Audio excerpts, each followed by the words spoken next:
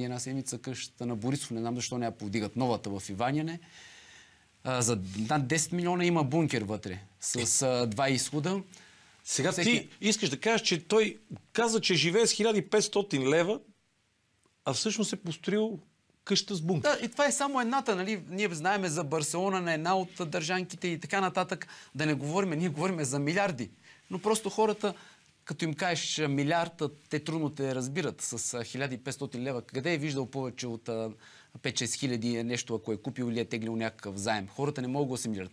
Но като ходиш и му покажеш имота за 10, над 10 милиона, даже повече, има бункер вътре. На всички олигарси имат бункери вътре.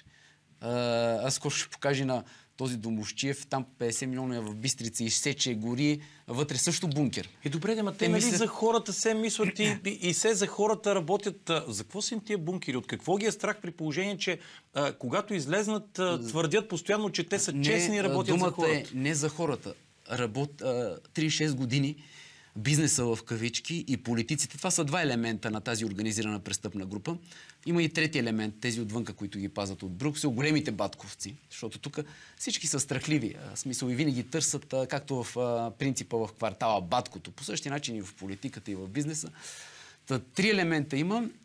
Те работеха срещу държавата, която вече няма разрушене, изтърбушена, работеха срещу българския народ. Това са древни балкански хитрици. Той никога не може да осмисли значението на постъпката си, че разрушава всичко. За някакви там няколко гроша. Те са милиарди, но нито може да ги употреби, нито гният тези пари, трупат се. Затова казвам, в България, ако няма конфискация, но не по класическия пример, нали, през съд, прокуратура, това ще го обясна по-натам. Просто да се върнем на...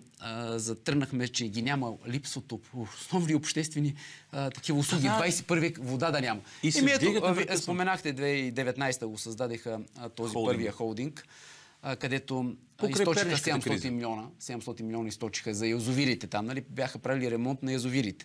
Нали, имаше към точно така. Националната конституционна компания, където взимаха от ББР заеми и така нататък. Няма ги.